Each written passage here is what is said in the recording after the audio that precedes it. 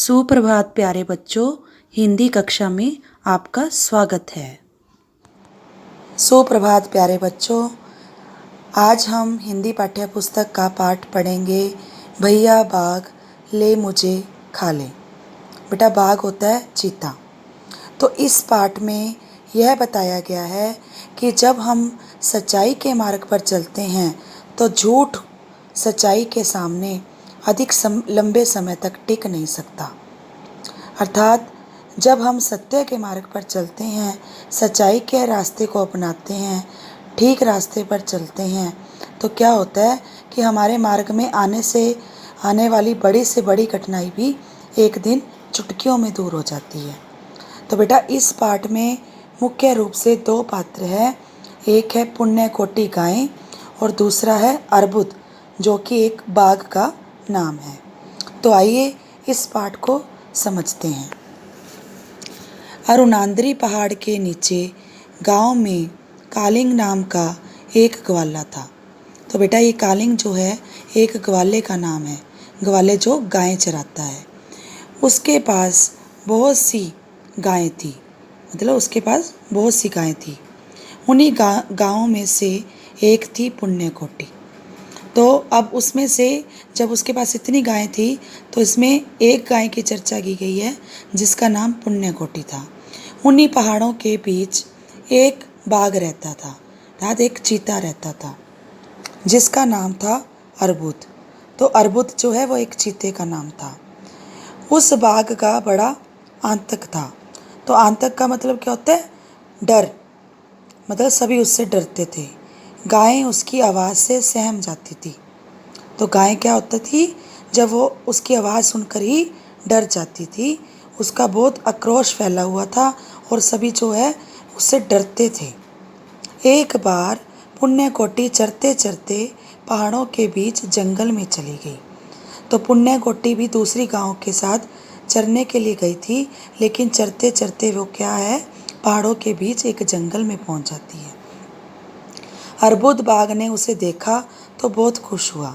जैसे ही अर्बुद उसे देखता है, अर्थात चीता उसे देखता है, तो वो क्या सोचता है कि आज उसे अच्छा आहार मिल गया। आहार मतलब भोजन। उसने गाय का रास्ता रोक लिया। आहा, अब मैं तुम्हें खाऊंगा, अर्बुद ने कहा। तो अर्बुद जो है, चीता जो है, वो गाय से क्या कहता है कि मुझे तो बहुत भूख लगी है, आज मैं तुम्हें खाऊंगा, आज मैं तुम्हें अपना भोजन बनाऊंगा, आहार बनाऊंगा।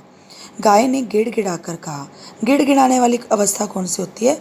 जब हम किसी के सामने प्रार्थना करते हैं, बेबस होकर प्रार्थना करते हैं, लाचार होकर प्रार्थना करते हैं।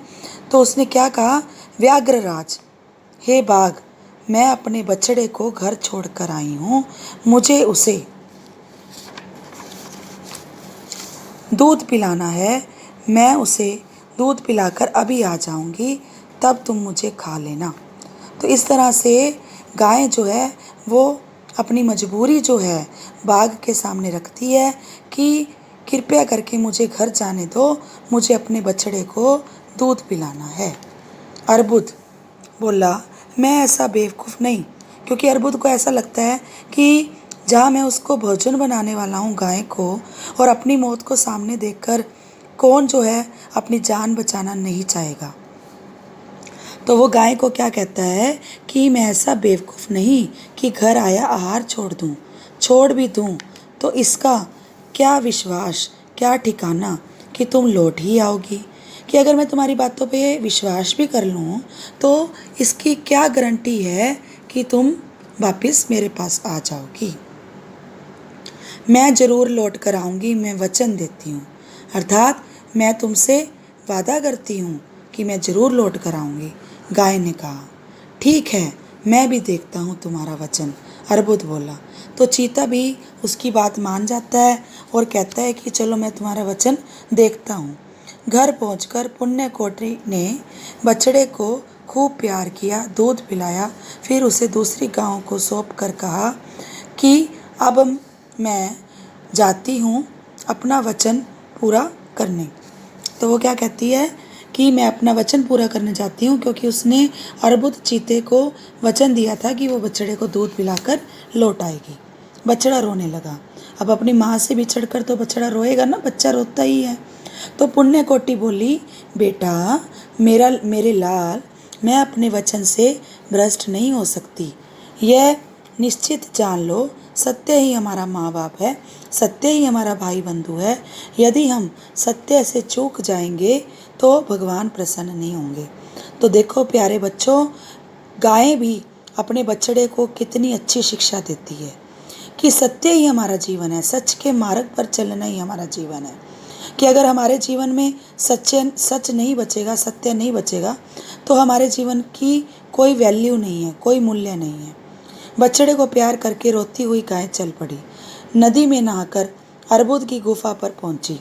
उसने बाघ को पुकारा, भैया बाघ राज पधारो, तुम बहुत देर से भूखे हो, मुझे पाप लगेगा, आओ जल्दी से आकर मुझे अपना आहार बना लो। तो वो किस तरह से सच्चाई से अपने वचन को निभाती है, इन पंक्तियों के माध्यम से हम जान ही सकते हैं। तो अर्बुद बाघ को बहुत आश्चर्य हुआ। वह सोचने लगा कि ऐसी सत्यवती गौ को अगर मैं खाऊंगा, मारकर खाऊंगा, तो क्या भगवान मुझ पर प्रसन्न होंगे। अब क्या है, उसकी सच्चाई से, गाय की सच्चाई से चीता भी जो है वो आश्चर्यचकित हो गया और सोच में पड़ गया कि जो इतनी सत्यवती गायें हैं, सच के मार्ग पर चलने वाली गायें हैं, अपने वादे को निभाने के लिए वो अपने बछड़े तक को छोड़कर चली आई। तो ऐसी सत्यवती गाय को क्या अगर मैं खाऊंगा तो भगवान मुझ पे खुश होंगे। उसने कहा, तुम मेरी सखी बहन जैसी हो, तुम जैसी सत्यनिष्ठ मतलब सत्य के मार्ग पर चलने वाली गाय को खाकर मैं क्या पाऊंगा। मैं तुम्हारे पवित्र चरणों में पड़कर जान दे दूंगा, तुम्हारे दर्शन से ही मेरे पाप कट जाएं। तो क्या कहता है, बाघ कहता है कि मुझे जो है तुम्हारी जैसे सत्यनिष्ठ गाय को खाने का पाप लगेगा, तुम्हारे दर्शन से ही, तुम्हें देखने से ही मेरा जीवन सार्थक हो गया, पवित्र हो गया, मतलब तुम्हारे चरण बहुत पवित्र है। पुण्य कोटि बोली, ऐसा मत करो भाई, मुझे खाकर तुम अपनी क्षुधा शांत कर लो। क्षुधा मतलब होता है भूख, कि तुम अपनी भूख शांत कर लो। यह काम भगवान को अच्छा लगेगा कि मेरा जीवन किसी के काम आया। या उसका क्या कहना था कि यदि मुझे खाकर तुम्हारी भूख मिट जाएगी तो इससे भगवान भी खुश होंगे।